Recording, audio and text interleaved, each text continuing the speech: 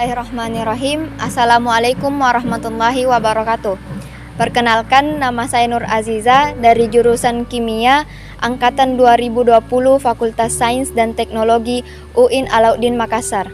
Nah, di sini saya akan mereview sebuah buku yang menurut saya sangat menarik untuk dibaca, yaitu judulnya Dunia Sophie karya Jostein Gaarder. Nah, di dalam buku ini mengisahkan seorang anak kecil yang bernama Sophia Asmuth. Nah, novel ini dikemas dalam bahasa sederhana, filsafat yang mudah dimengerti. Nah, di dalam novel ini sendiri menceritakan kehidupan Sophia yang sehari-harinya menjadi seorang pelajar. Tetapi di dalam suatu hari dia mendapatkan surat yang berisikan "Siapa kamu?" Dan di hari selanjutnya dia juga mendapatkan surat misterius yang berisikan siapakah yang menciptakan dunia ini.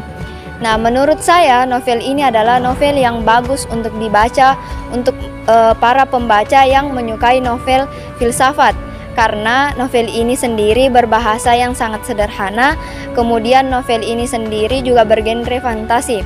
Nah, adapun novel ini sendiri itu akan mengajak kita untuk mengikuti alur satu demi satu yang lainnya, karena di dalam novel ini akan terkait dari pertanyaan pertama hingga pertanyaan kedua. Nah, di dalam novel ini juga menceritakan perjalanan Sophia yang masih berumur 14 tahun yang sangat penasaran apa itu filsafat dan sangat penasaran untuk mendapatkan jawaban-jawaban dari surat tersebut, sehingga ia belajar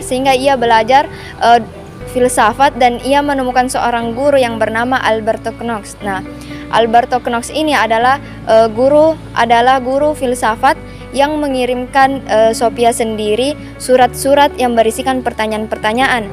Nah, disinilah petualangan Sophia dimulai. Nah, Sophia di sini juga akan mencari letak di mana Alberto Knox tinggal.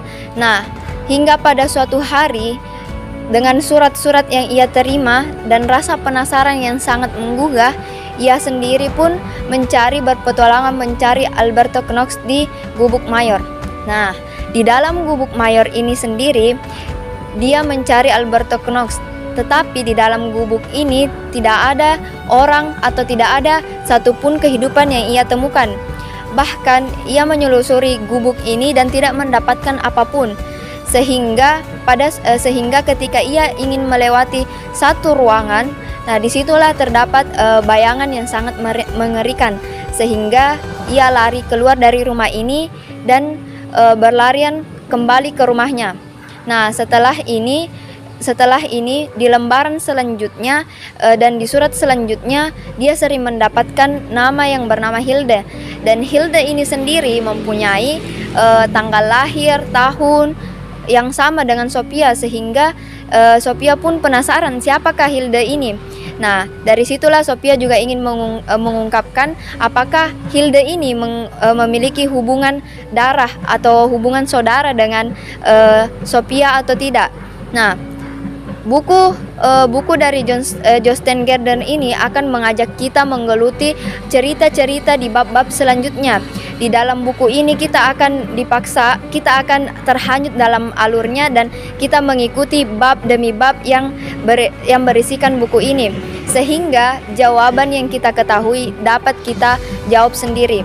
Nah, di dalam lembaran-lembaran selanjutnya juga akan mengkisahkan tentang peradaban yang ada di dunia, baik sebelum Masehi, baik pada masa Yunani dan masa Romawi. Semua itu akan dikemas dalam bahasa sederhana dan mudah dipahami. Nah, menurut saya sendiri novel ini sangat direkomendasikan untuk orang-orang yang menyukai atau orang-orang yang ingin belajar filsafat secara sederhana dan secara mendasar, karena buku ini sangat baik dan sangat dipahami ketika diikuti alurnya. Kemudian adapun kekurangan dari buku ini, nah buku ini sendiri itu alurnya sangat terbelit-belit. Sehingga kita akan bosan untuk membacanya.